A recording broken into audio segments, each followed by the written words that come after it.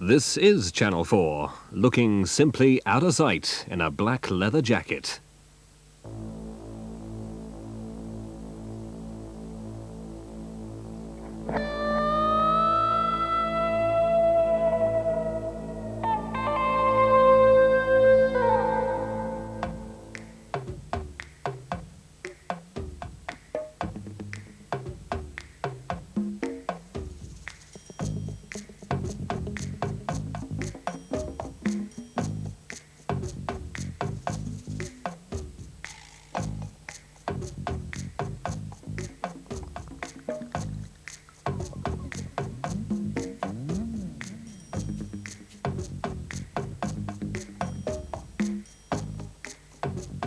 The rite of passage, that moment when we shuck off childhood like a snake sheds its skin, is as old as mankind itself.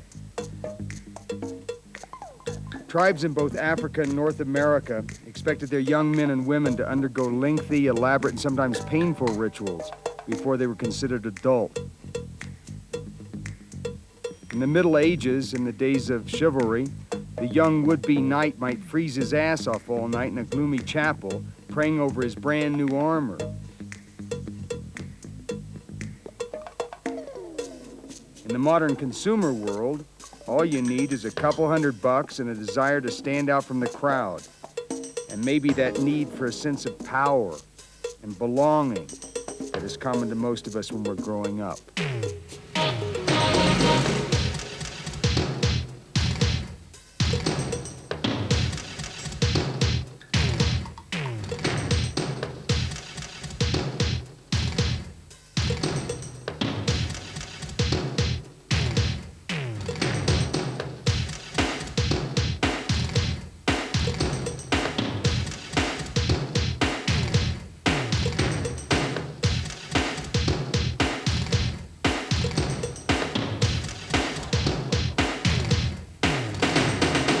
Just as the armored knight was someone that the peasant was careful to avoid, the young man or woman in his or her leather jacket, at least in their own imagination, is a force to be reckoned with. Step aside, Jack. I'm coming through.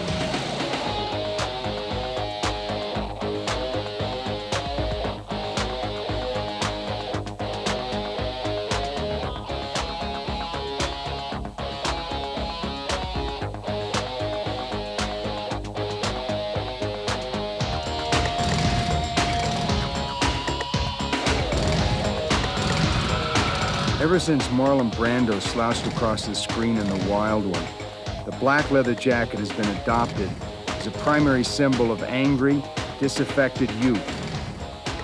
Black leather jacket, blue jeans, and a motorcycle.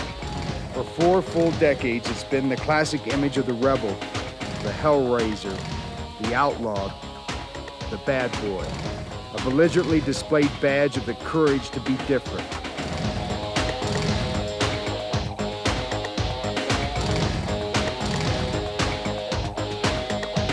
This is the story of a garment that has provided the basis for a whole subculture of style. It's a story of fashion and sex, function and rebellion, power and violence, magic, politics and money. It's a story that spans 7 decades, 2 world wars, the Greece of the 50s, the excesses of the 60s, even the punk nihilism of the 70s.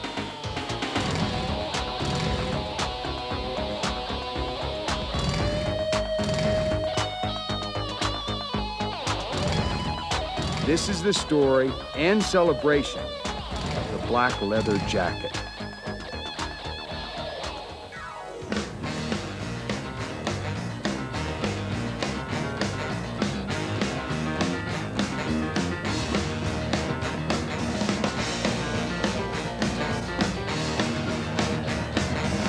Black leather and it's mine, oh mine.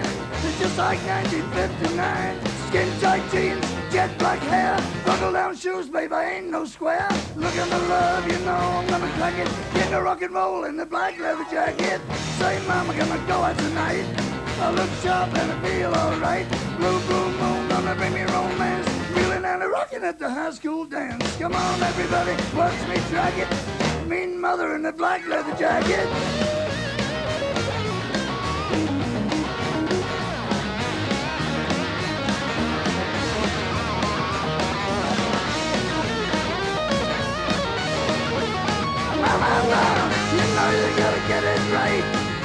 ready for Saturday night.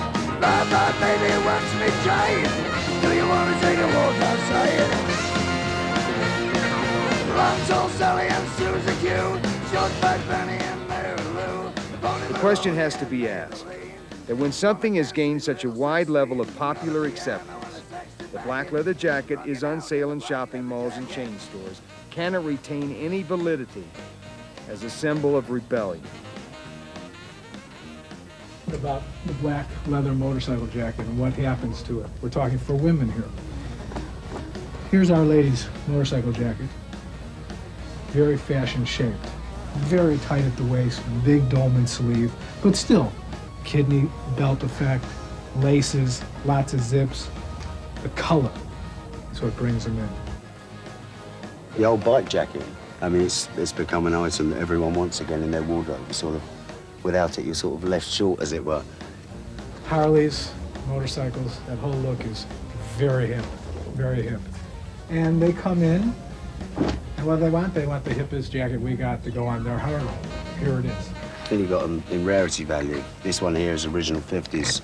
It's exactly the same sort of one as he wore in the wild one Marlon Brando wore. This is the one they love. This is the one that's the hippest. This one is $900. The price of that would be about £1,200. I mean, we get a lot of people who come in and buy them. I mean, people you wouldn't really expect. We get Bros have been in, Paul Young, people like that. Even Ralph Lauren's come in and bought leather jackets of us. So it's now become something that, whereas before it was only the rebels who wore them, now it's become much more sort of sought after. That wasn't always the case. Many teenagers are as concerned as their parents with the public's conception of today's youth. These students are portraying what we consider bad taste in school attire and behavior. This student is wearing an ankle bracelet, dungarees, and dropped earrings. This student is wearing an extremely tight skirt and tight sweater. Open shirt, black jacket, dungarees are mentioned in the code as not proper school attire.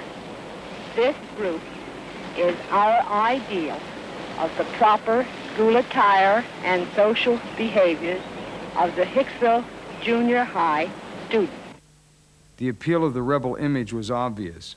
And everybody wants to be a bad guy, so you want to freak your parents out, you know. I mean, the first thing, as soon as I got a leather jacket, I thought, well, that's it, I'm bad now. You know, wherever you drag it out of a corner, you put it on and you're dressed, fully dressed, and you know you're looking good. It's just the whole look, and this is the only thing I feel comfortable in, is black leather. Every time you look around, there's cops. All right, let's get rolling. The inspiration for the style can be put down to one movie. This way. The Wild One, made in 1953, starred Marlon Brando as Johnny, leader of a bike gang that invades a sleepy California town. Great film, you know, great looking bikes. I think the best character, though, is actually Lee Marvin. Yeah. And I think Lee Marvin had just as much of an influence in that movie by being a scruffy, you know, arsehole, really. Lee Marvin was a lot cooler, but Brando looked cooler, you know. Brando looked the part, but Lee Marvin had all the mouth. This lovely young lady over here, she'll hold this beautiful object, signifying absolutely nothing. Now watch closely. See how the timid maiden of the hill clutches the goal to her breast. And see how she fights back a tear while her hero bleeds to death in the street. Come on! Yeah, I think Marlon Brando was an influence on when I was a kid.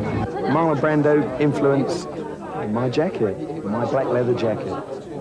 Yeah, Marlon Brando totally influenced my look entirely. I saw The Wild One and I was hitched.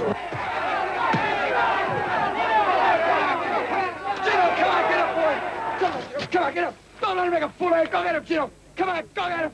Go get him, Chino!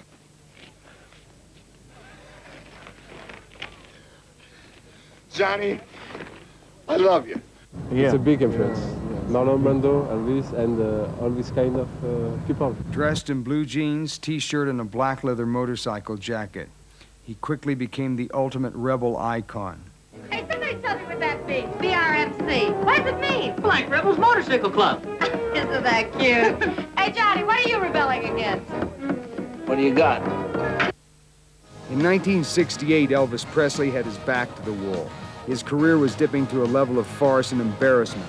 His one chance of a comeback was his NBC TV special. Fans all over the world held their breath.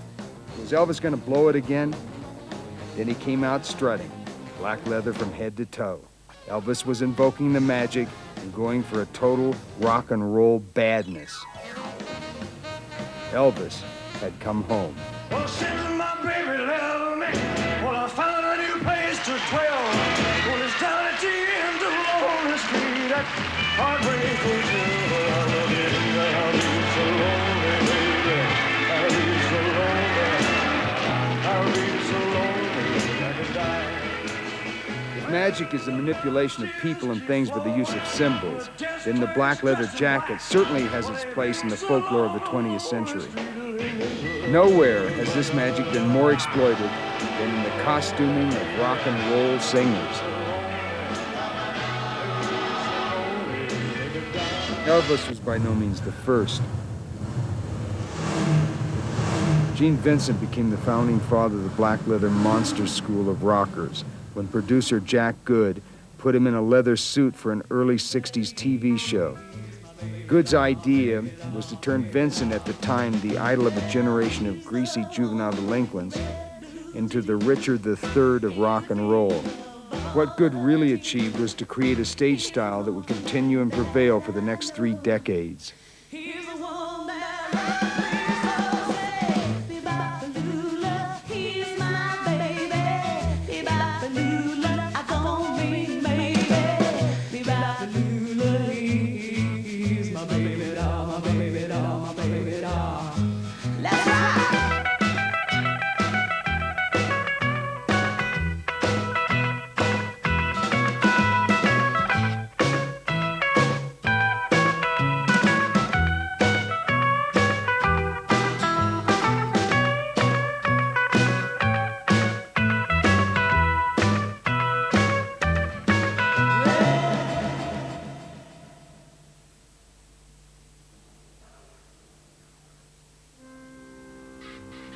You might think that the black leather jacket was born along with bikers and rock and roll. In fact, it has a noble history that goes back almost to the start of the century. As far as it can be pinpointed, the prototype was invented by the air aces of World War I. These men were a special, separate breed, and their style of combat was without precedent. Unlike the conscripts in the trenches, they were away from the shelling and the mud and the slaughter. Virtual knights of the air. In the whole theater of conflict, they alone had the ability to preserve a certain level of old-fashioned gallantry that was denied everyone else in this brutal meat grinder war. Hell, with their leathers and goggles and white silk scarves, these biplane warriors had style.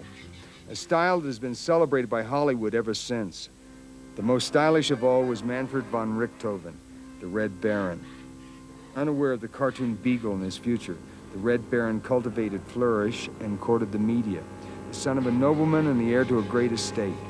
He was as important to the propaganda effort at home as he was to the war at the front. Von Richthofen left behind a pop legend and the pattern for a neat waist-length leather jacket that would be copied by aviators and adventurers ever after. It was a short hop, however, from the Red Baron to Adolf Hitler's cold and sinister gang.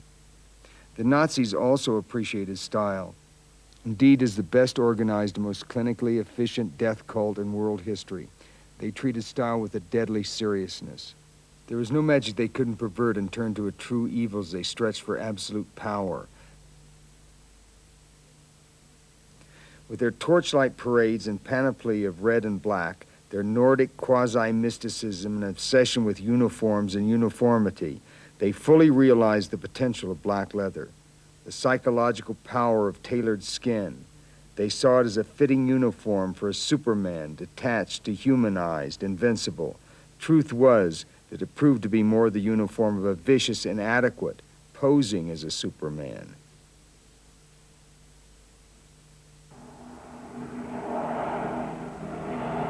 The airmen of the First World War were a comparatively small elite. By World War II, when techniques like saturation bombing had been developed, whole armies were in the air, as up to 1,000 planes might be sent on raids against Germany.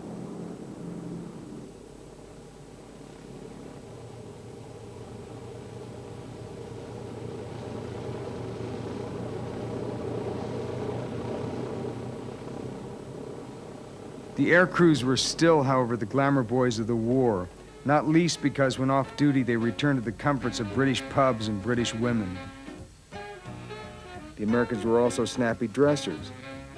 The U.S. issue A2 lightweight summer flying jacket was the immediate forerunner of the Brando-style bike jacket. The U.S. airmen were also the most dedicated customizers of their equipment.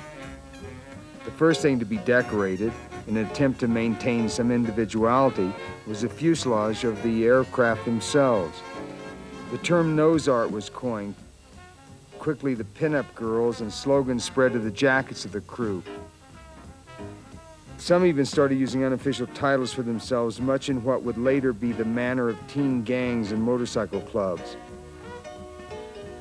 One crew from 508 Squadron came to regret this when, after being shot down over Germany and bailing out safely, the Nazis used the fact that they had the collective nickname Murder Incorporated emblazoned on the back of their jackets to try to prove that the Allied bomber crews were nothing more than terrorists bent on killing innocent civilians.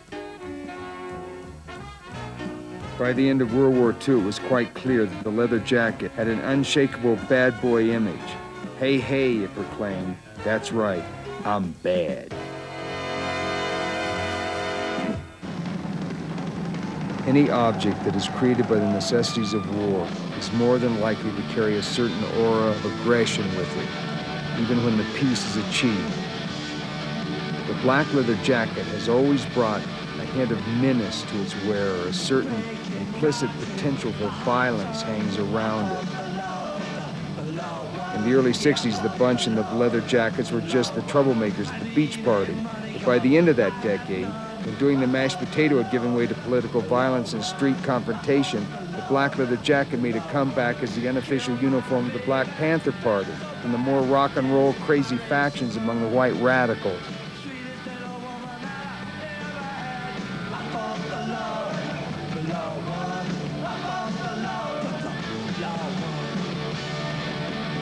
They just come down here for kicks, I think. One of the most bizarre pieces of street violence during the 60s was the clashes between the English mods and rockers. From 1964 to 66, virtual armies of young men and women looking for trouble descended on what were traditionally family seaside resort towns like Brighton and Clacton. Putting it right back is because there's no... It's an outlet for them in one way, but they've seen no wars or anything like that, and I think that's the bottom of it. I think they're gathering together. They're an army. That's their idea.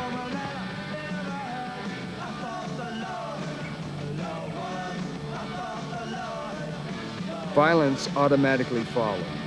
No war was being protested, and no social reforms being fought for.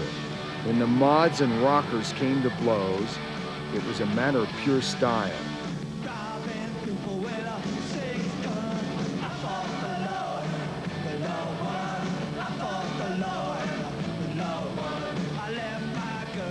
It was one of the few times in history when heads were broken in the cause of fashion.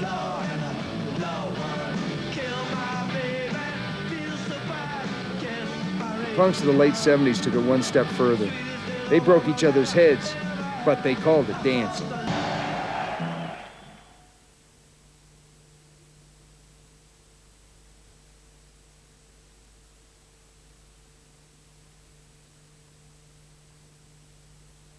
How the whole mess happened, I don't know.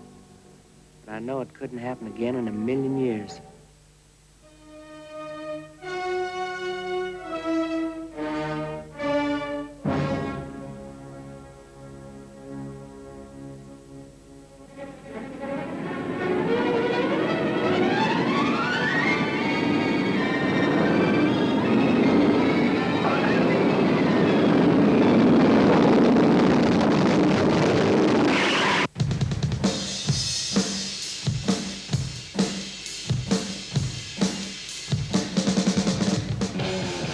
Freedom, complete, unfettered freedom, has to be the greatest fantasy of all. In today's mass culture, where our freedoms are constantly being eroded, the open highway and the ability to just go are two of the most elemental symbols of that freedom. The bike rider in his armor with an open road clear to their rise and no ties to bind is an image that appears over and over in our songs and our cinema.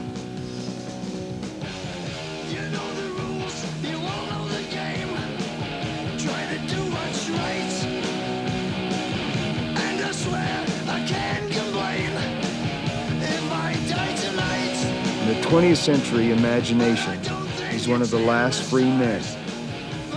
The freewheeling motorcyclist is the descendant of all the gunfighters, knights errant and Ronin samurai that have gone on before.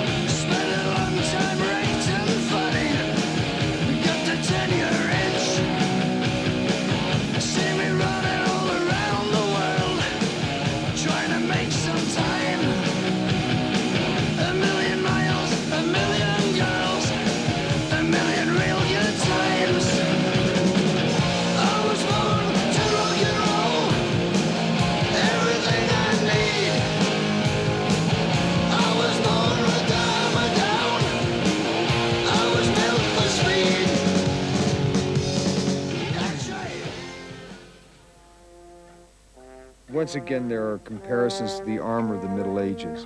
Although the plate armor of the 14th and 15th century was certainly designed for function, it quickly outgrew the role of just providing protection from the battle axes of the enemy, and engraved, decorated, lavishly customized, and sanctified by church and crown, it became the outward representation of each individual knight's power. The heraldic surcoat alone informed the world of his antecedents and allegiances. In the color symbolism of the West, black has always been synonymous with death and mourning. Black is the color, and none is the number. In heraldry, the Black Knight was the outsider, the disinherited, the dishonored, or the bastard. In broader, more recent references, black has represented the dangerous stranger, the vampire crawling from the unquiet grave, the hired gun, the black flag meant no quarter. The man in black at the terminal extreme could be the angel of death or the devil himself. Little wonder that outsiders of all kinds have taken the color to flatter their own vanity. Right now, in the slightly unreal affluent playgrounds of Southern California, the motorcycle and the leather jacket is undergoing yet another period of vogue. The reason why we're here, it's an attitude change for the day. I think that most of us, it breaks up the week. It gives us a chance just to, so to speak, let our hair down, and then come Monday, it's back to the suit and tie. Well, not for me, but most of these guys. It's hard to ride a Harley in a suit and tie. I don't wear a suit and tie during the week, but I dress, business-like. I'm in the car business, and I drive a car all day long. Everybody looks forward to Sunday. It's a good camaraderie between the guys, and we have a great deal of fun. I was the type kid, I was born in the South, raised in the South, where you had to be in church every Wednesday, Sunday, and all that bullshit. I couldn't wait to get to California and become a bad boy. I look forward to this starting Monday. Everybody meets up here. We go from restaurant to restaurant, and we don't fight, we eat. Weekend bikers cruise through Beverly Hills on reconditioned classic Harley-Davidsons, but with a price tag on the style that can be upwards of $10,000. These nouveau bikers are bond traders, real estate brokers, models, and studio executives. We've come a long way, baby, from the guys with Born to Lose tattoos who stank of beer and lived to ride. Who would have thought that the end of the Reagan era would see bike gangs of wild yuppies live fast, work hard, and die with a fistful of mutual funds?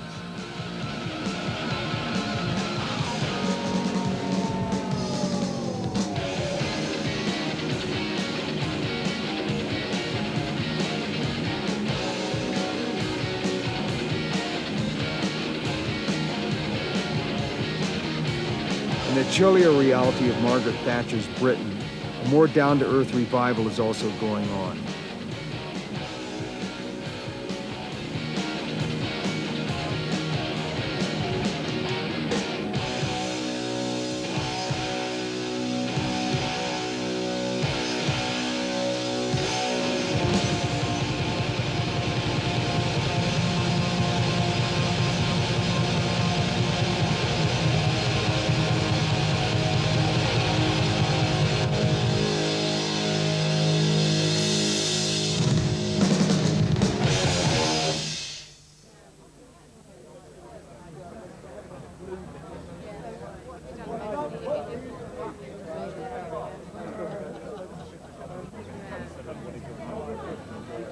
The British rocker, gritty and every bit as uncompromising as his more glamorized U.S. counterpart, is now being celebrated by a whole new generation. Yeah, I've been a rocker from day one, I think. We're always into this, like, rockers, 60s, motorcycle scene. I'd say a rocker is a bloke who rides a motorbike, a British motorbike. Motorcycles, rock and roll. I don't know what a rocker is, actually. Sorry. I'd like to know, though. Tell me.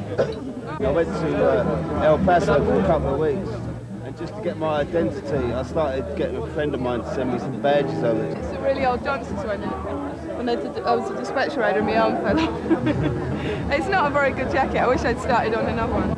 It's an LA cop jacket, I think. If you look at the back here, it's got a zip in there. That was before they invented helmets. You zipped a leather hood into it to be warm. No, personally, I think it's a feeling. It is something that you feel. It's not necessarily a bike. It's not necessarily a person. It's just something that you feel. Something you feel.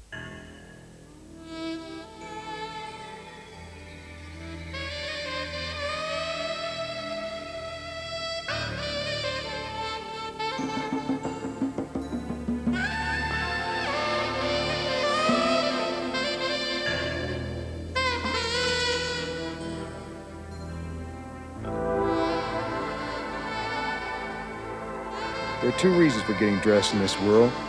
One is a simple matter of function. The other is as preparation for fantasy. Function is okay, but fantasy leaves a great deal more space for the unexpected. In your imagination, you can be whoever you want to be.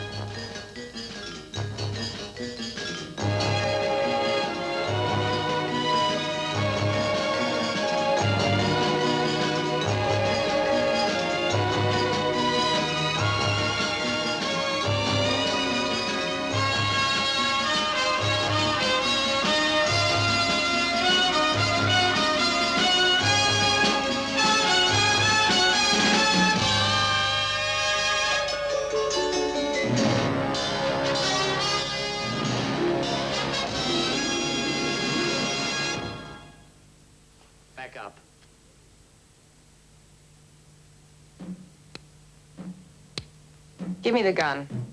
Back up. The image of the leather-clad dominant woman has, over the last 30 years, become one of the popular culture's favorite icons. Give me the gun. An infinite variety of bike bimbos, batgirls, and kittens with whips have spike-heeled their way through B-movies, comic books, rock videos, and album covers, wearing skin-tight black leather or its kissing cousins, PVC, vinyl, and rubber. In pornography, the dominatrix, as we know her, goes back at least to Victorian times. But the above-ground fascination really starts with the permissive 60s, when Honor Blackman and then Diana Rigg titillated TV audiences in The Avengers at approximately the same time as the Profumo sex scandal brought down the conservative government and a whole nation flirted with the concept of kinky.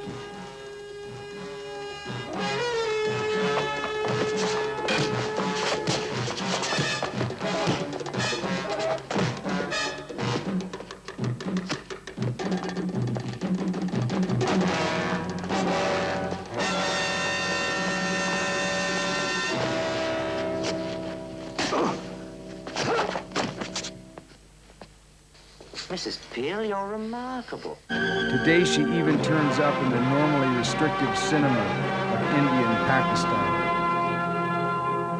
Durga, ये क्या? धर्मपाल और उसके भाई से बदला लेने का रूप है बाबा। तू उससे बदला लेगी? हाँ बाबा, क्योंकि जो इंतकाम की ज्वाला तुम्हारे सीने में भड़क रही है।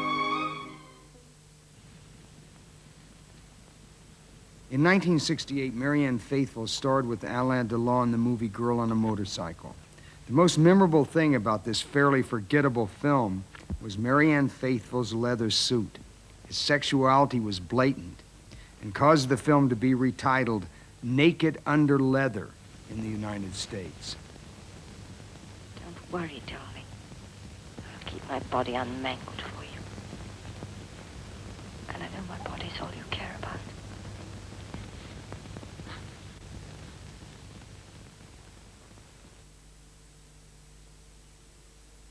The black leather motorcycle jacket has been taken by fetish designers and reproduced in rubber, PVC, and vinyl.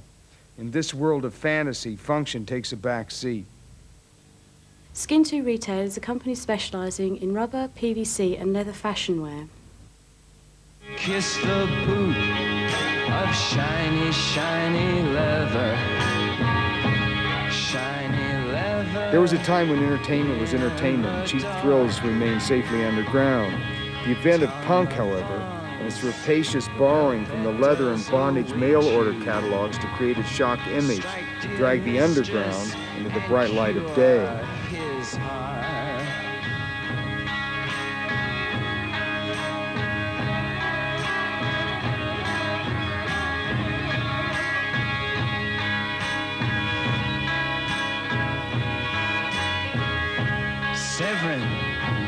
Severin, speak so slightly. Severin, down on your bended knee. Taste the whip, in love not given lightly. Taste the whip, now plead for me. Skin 2 is a magazine with a circulation of over 17,000.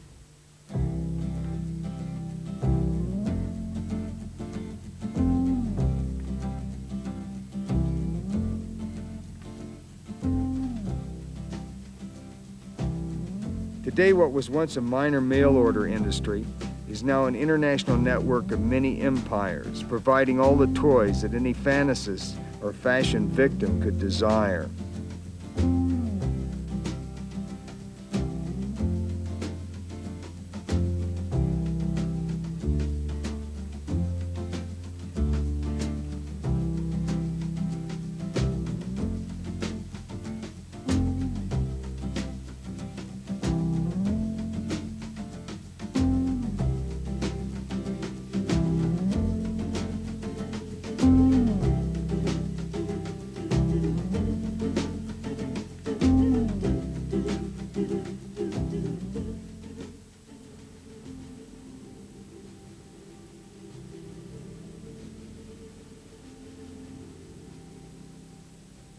Skin 2 is a nightclub.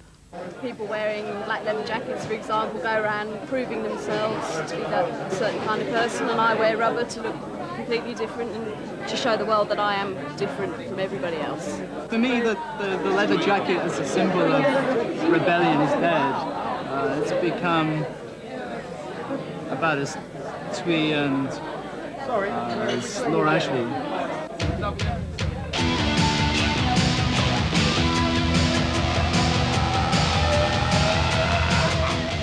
The black leather motorcycle jacket doesn't take rebellion far enough for these people.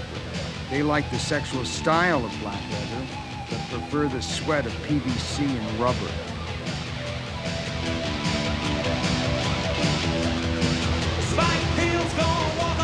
There's quite a restriction in leather, and they dress it up, and certain amounts of them, we're going for like bondage or S&M sometimes. We enjoy dressing up. We've been dressing up for years, and it's only recently we started coming out into the open. I'm supposed to call the submissive. I think just fantasy fantasy, isn't it? People need a fantasy and something's come true. It's very daring, it's very different, and not a lot of other people do it, and that's why I like it. Rubber has more edge. It keeps people on their toes and sort of extends the boundaries of what is and isn't acceptable. Well, it's a different expression of love. You know, some people can feel love is object. It's very difficult to tell someone the appeal of rubber until they actually try it on. It is the last taboo. However, true love can prevail, whatever it's wearing.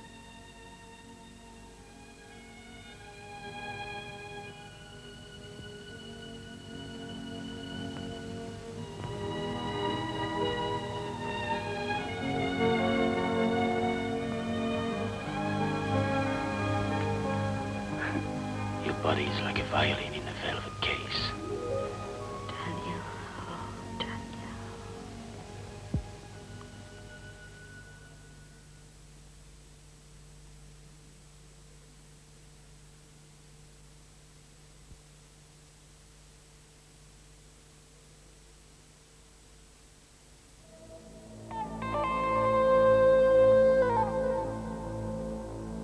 You have to hand it the free enterprise system. It can even find a way to make money out of its rebellions and fetishes. The value of these ranges from about £500 upwards. This hand-painted jacket has a value of $500. That's about £800 that painting. $975 on the jacket, $875 for the dress. That would be in the region of £1,200. This is the one they love. This is the one that's the hippest. This is the one that's $900. The best things in life are free, but you can give them to the birds and bees that need money. What I want, that's what I want. What I want, that's what I want. That's what I want. Your love gives me such a thrill, but your love don't pay my bill. I need money.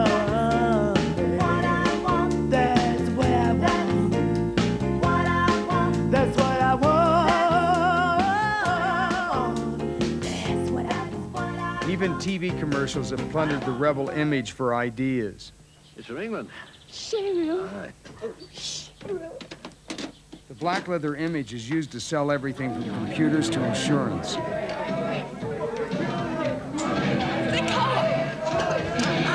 Mum. Hello, Dad.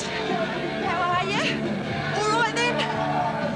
Listen, Mum, I'd like you both to meet Ryan. Oh, my God. Hello. Mr. and Mrs. Templeton. Cheryl, Ryan and I got something to tell you. Tell them, Ryan. Yeah, like Cheryl and I, well, We're getting married, Mum. Cheryl. Yeah. When an event is worth recording, it's worth recording on BASF Chrome videotape. BASF tape. Even the bad times look good. Say it again, John.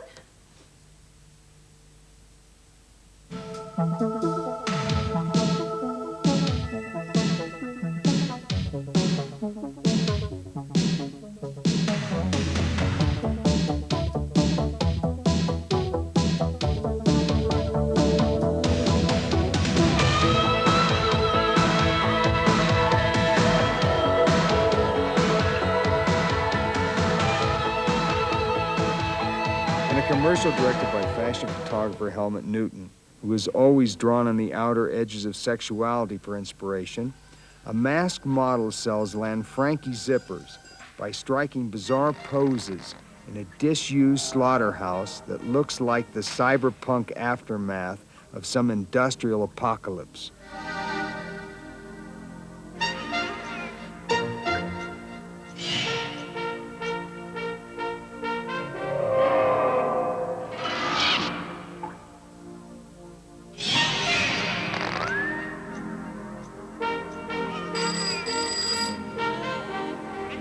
Hallo moeder. Ik vind het zo fijn om te luisteren. loud and proud, in the desert empire. Hey, it's kind of hot today, so if you're driving into work, might be wanting to watch those temperature gauges and make sure you got enough water because it's lonely out there in the desert. Hey, so much more sound around right here on FM 98.4 KVWW. You're tuned to the Music Power Hour.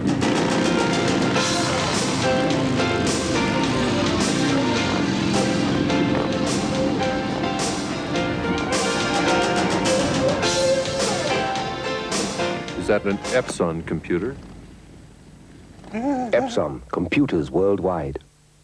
Needless to say, the exploitation of the bad boy image doesn't sit well with those who actually live the life. Recently saw an advert for Epson computers that portrayed a gang of bikers who surrounded a man in his car.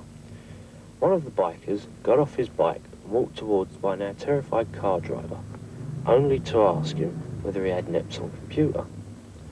Such negative images only serve to reinforce people's beliefs that all bikers are a bad lot. The TV series Boone and the Mercury telephone ad help, but I've yet to see a consistent series of programs or ads that show bikers in a positive light. May I suggest that in future, TV producers use a little bit more intelligence and imagination when showing bikers in ads or documentary programs. It has to be remembered, though, that some people have some very weird ideas of what this image should be.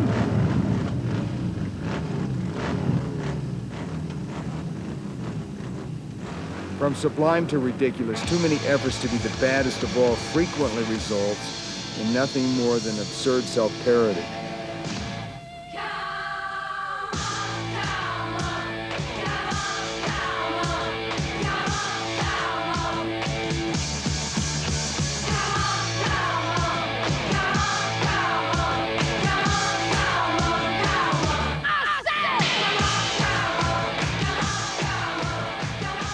Fastest anybody's done on the motorway? 95? And then you woke up. Today we do the ton. And hold it. About suicide. So.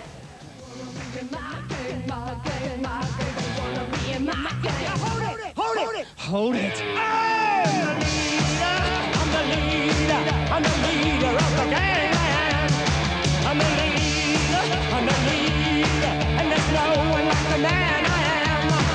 I can take you high into time every single night. I can make you jump out of bed, standing on the head. Oh, you never believe it. Come on, come on. I said you never believe it. Come on, come on. So tell you believe it. Come on, come on.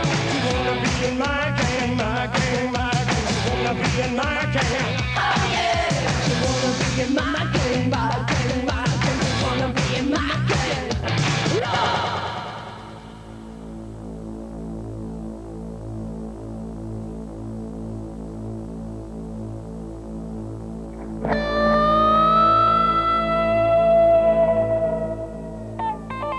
From function to fetish, and now all the way to fashion, fantasy goes on sale in the mall.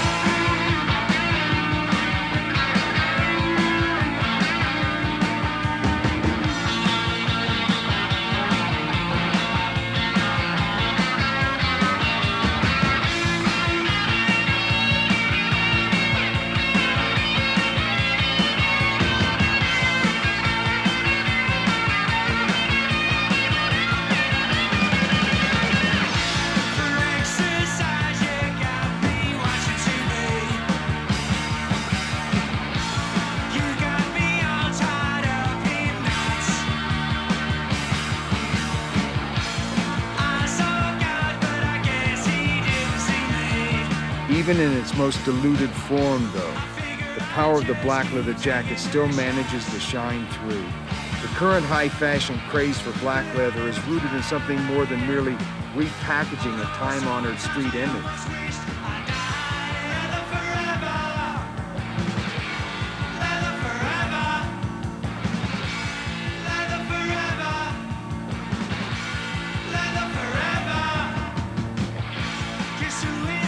The wearing of a leather jacket still makes a statement, no matter how confused. Yeah, I got my jacket from Trash and Bobsville in New York. It's from Johnson's in London. Johnson's jackets to me, just, you know, they're £200 jackets just made for posers who think they're bikers. More of like the Harley Davidson, like Californian, Nicholas influence, flames up the sleeve. The reason I got it is I guess I want to be original. Like my bike, it's the only one of its kind. Whether he or she is a down and dirty punk or wealthy weekend player, the moment that individual puts on a leather jacket, there is a sense of belonging to something.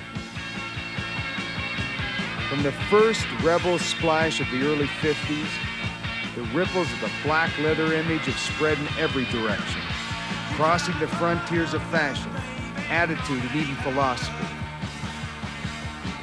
When the garment is being worn by Japanese rockabillys, angry Korean students, and aspiring Hollywood starlets, there seemed to be little chance that it could retain any of its original potency.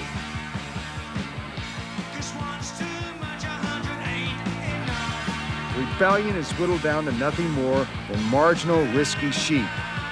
And yet, until this is a truly perfect world, there will always be rebellion. And so far, we've yet to develop a better, more functional costume for the rebel, even the rebel without a clue, than the black leather jacket.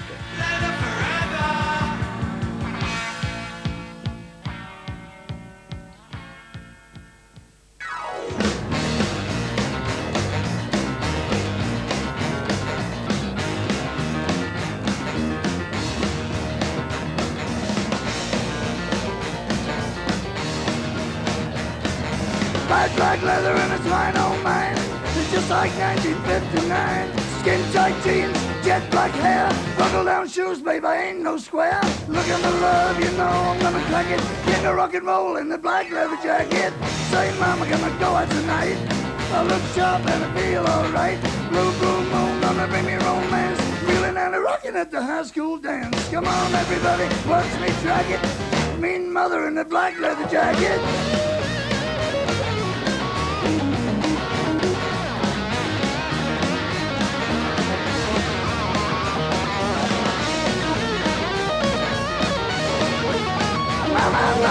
You know you gotta get it right. Get ready for Saturday night.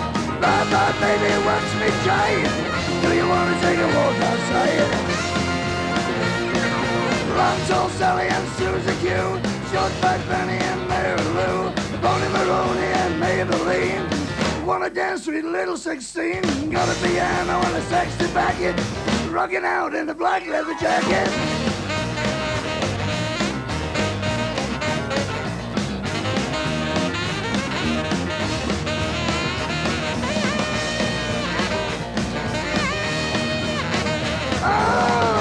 You gotta get it right. Get ready for Saturday night. Bye bye baby, watch me jive. Do you wanna take a walk outside? Now I got me some rock and roll shoes. I'm all done with singing the blues. Born to lose, live to win. Keep a knocking but you can't come in. Chase me babe, you know you can't catch it. Out of sight in the black leather jacket.